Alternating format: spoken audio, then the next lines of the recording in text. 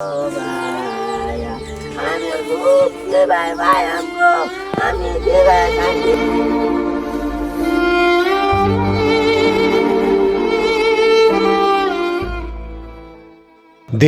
স্বপ্নে মাত্র ১ মাস আগে শান্তিরক্ষা মিশনের উদ্দেশ্যে দেশ ছেড়েছিলেন চৌকস সেনা সদস্য জাহাঙ্গীর আলম, কিন্তু আচমকা সন্ত্রাসী হামলায় জীবন দিতে হলো তাকে। অপ্রত্যাশিত মৃত্যুর খবরে যেন আকাশ ভেঙে পড়েছে পরিবারের মাথার উপরে।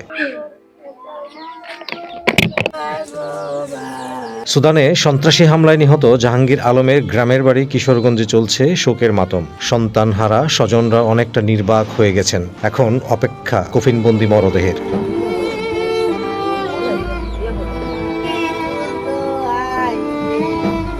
স্ত্রী আর ৩ বছরের ছেলে ইরফানকে রেখে মাত্র ১ মাস আগে দেশ ছেড়েছিলেন জাহাঙ্গীর আলম। এরই মধ্যে এলো দুঃসংবাদ। বাবার মৃত্যুর খবর শুনে বাড়ির উঠোন জুড়ে এখন শুধু কান্না আর হাহাকার। বাবার আদর কি তা বোঝার আগেই বাবাকে হারাতে হলো ছোট্ট ইরফানকে।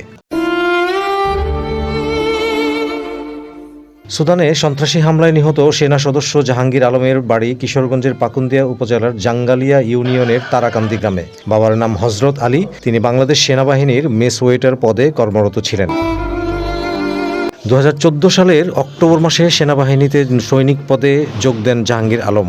শান্তিরক্ষা মিশনে দায়িত্ব পালনের স্বপ্ন নিয়ে ১ মাস ৭ দিন আগে সুদানের আবেই শহরে যান তিনি। পরিবারের ভবিষ্যৎ চিন্তা করে জীবনের ঝুঁকি নিয়ে বিদেশের মাটিতে দায়িত্ব পালন করছিলেন তিনি। জাহাঙ্গীর আলমের মৃত্যুর খবরে বারবার মূর্ছা যাচ্ছিলেন স্ত্রী রুবাইয়া আক্তার। কান্না থামছে না মা পরি বেগমের। শোকে স্তব্ধ পুরো এলাকা।